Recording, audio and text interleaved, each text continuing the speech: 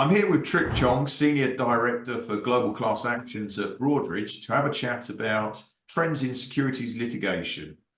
Thank you, Trick, for making time to speak with me. Going straight in, what are the main factors driving growth for securities litigation globally? So in terms of securities class actions more generally, the ability to recover investment losses through a settlement process is well established, and particularly in the US. But the surge of global investor actions has largely been accelerated by a US Supreme Court decision in the Morrison versus NAB case. And this decision essentially excluded US investors and non-US investors from participating in class actions in US courts where those securities had been acquired on non-US exchanges. So the response from global institutional investors was to seek legal redress outside of the US, and frequently in jurisdictions where the stock was primarily listed. So what's followed are jurisdictions adopting mechanisms to facilitate a restitution process. And as these markets continue to mature, we've seen the volume of litigation rise, specifically in jurisdictions like the UK, Germany, and the Netherlands. Another factor in terms of growth is the implementation of the EU directive on representative actions, which will eventually be adopted by all of the 26 member states. So this will provide additional avenues for newer jurisdictions for shareholder protection. But it's also worth noting here that the developments and the growth is not simply limited to Europe.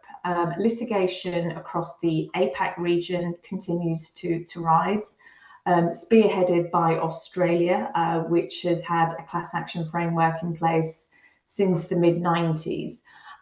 There's several cases that are pending in Japan, which continues to be an active jurisdiction in APAC. Additionally, China, Singapore, and New Zealand are all making good progress, moving towards improving legal redress options for shareholders. So we've seen a lot of legislative changes which have resulted in this growth. But I think one of the other significant reasons for growth outside of the US, particularly in the last 5 or 6 years, is that investors are now becoming increasingly activist on ESG issues, with the aim to protect the company value and ultimately their long-term investments. So while securities litigation have governance failings at their core, many of the cases outside of the US are not only high profile, but are driven by some kind of ESG failing, whether that be accountancy fraud, bribery and corruption, and greenwashing. So the good news is, from an investor perspective, is that there are more options available now to participate in some kind of litigation process. And whatever that motivation might be, it might be a straight monetary recovery or pursuing, as we mentioned, pursuing litigation to really drive corporate governance changes within that company. And the clients that we've welcomed at Broadridge have all emphasised the need to ensure that this space has comprehensive coverage coupled with expertise, so investors have the ability to review these litigation options from an informed standpoint. Excellent, excellent. How would you say this growth and developments impacted the way investors outside of the US view litigation? Well, I think because of the globalization of investments, it's inevitable that investors will be impacted by securities litigation globally. We have a varied client base in both on the asset owner side and asset manager, and some have historically been very active in non-US securities litigation, whilst others have been a little bit more cautious in their approach. But I do think the mindset is changing slowly but surely.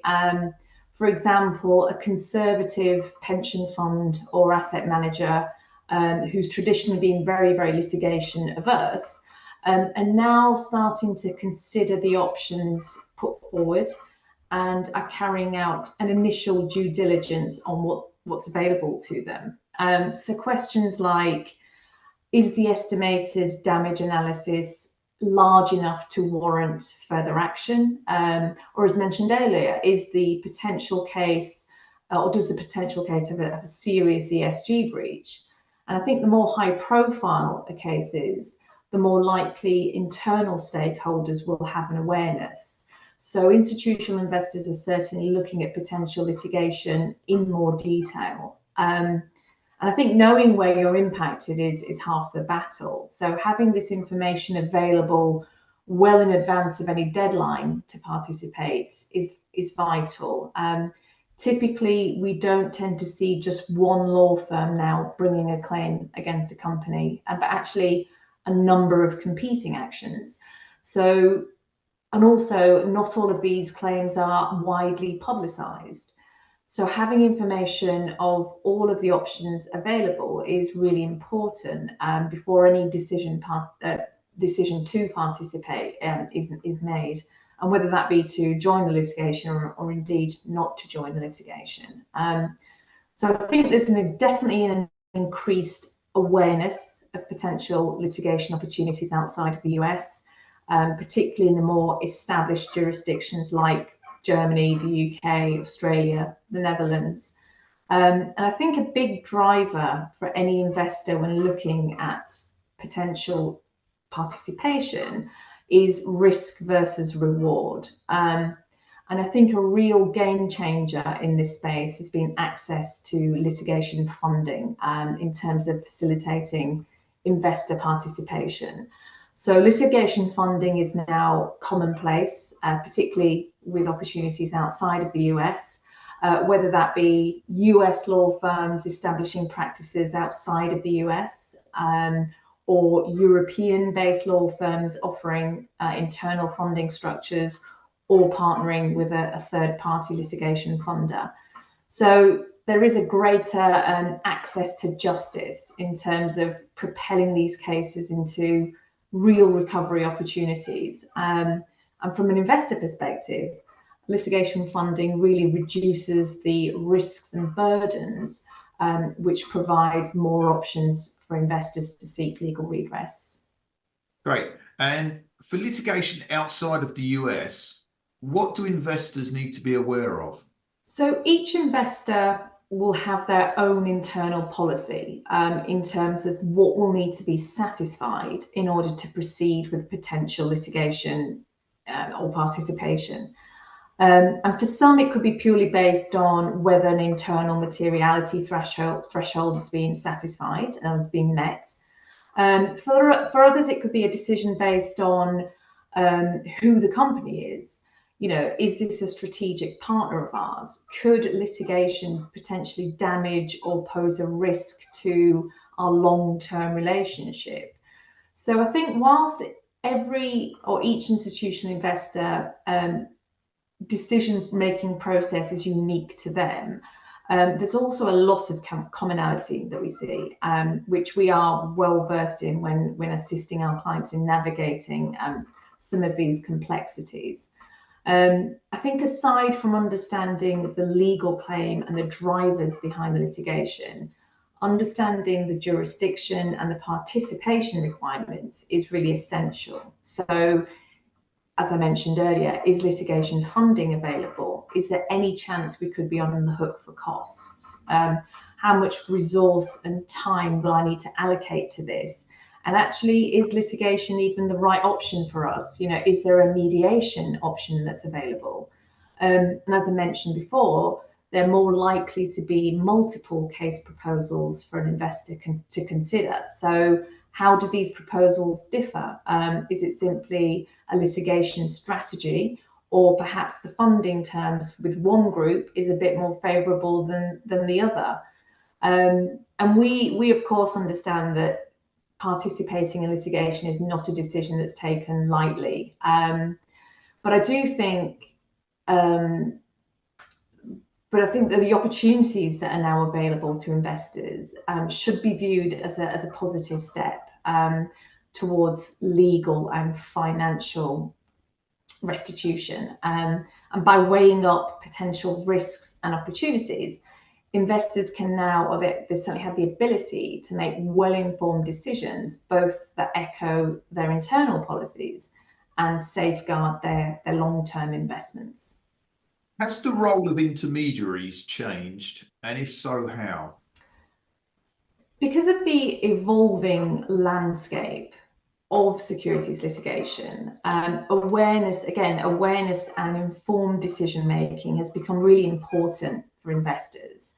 So this active approach, which is now being taken by some investors, the expansion of the markets, the complex non-securities cases that we're seeing, the differing jurisdictional requirements, and I think all of these factors combined can be a real challenge for the intermediaries to sort of keep on top of. So if we take the asset manager space, for example, historically a class action service was kind of seen as a nice to have. But I think the increased emphasis on investor stewardship has really moved the needle for asset managers. So the impact of not participating in securities litigation on the investment community is more than just leaving potential money on the table. Increasingly, there is the need for the asset manager community to be accountable to their internal stakeholders. So if a strong case is being presented by a law firm, it's backed by litigation funding, and on the face of it, there appears to be no downside to participating. It could be argued that active steps should be taken to ensure that these options are at least being sort of reviewed at the very least. And in terms of the global custodians, many of which have been offering some kind of US settlement process to their clients for many years, a class action solution was seen as a value add rather than an actual core service offering. But now this is not the same proposition as it was perhaps a few years ago. And most global custodians are now reviewing their internal service offering against what is required by their clients, and are looking to fully outsource to specialists like Broadridge, who have the technological capabilities and industry expertise to really be able to handle the entire process on their behalf. Okay. And finally, that crystal ball moment, what does the future hold for securities litigation? Well, that's an easy one. There's little chance of activity slowing down. If we take the US alone, for example, we're seeing a rise in the volume of cases that are being filed year on year. We're seeing a variety of different cases coming through the courts, cases relating to cryptocurrencies, data breaches, COVID.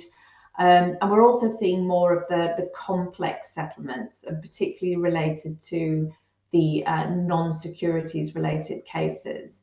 And if we look outside the US, the class actions landscape is going to continue to expand with a diverse investor involvement. And I think the key to success in this dynamic environment is staying informed and really understanding the global impact of securities litigation claims, and leveraging the expertise of professionals in the field. Investors will really have the ability to navigate the options available to them. And more importantly, I think they'll be able to make decisions that align with their best interests. Trip, thank you very much for speaking to me here at Asset Servicing Times. I appreciate you taking the time out of your day to have a chat with us.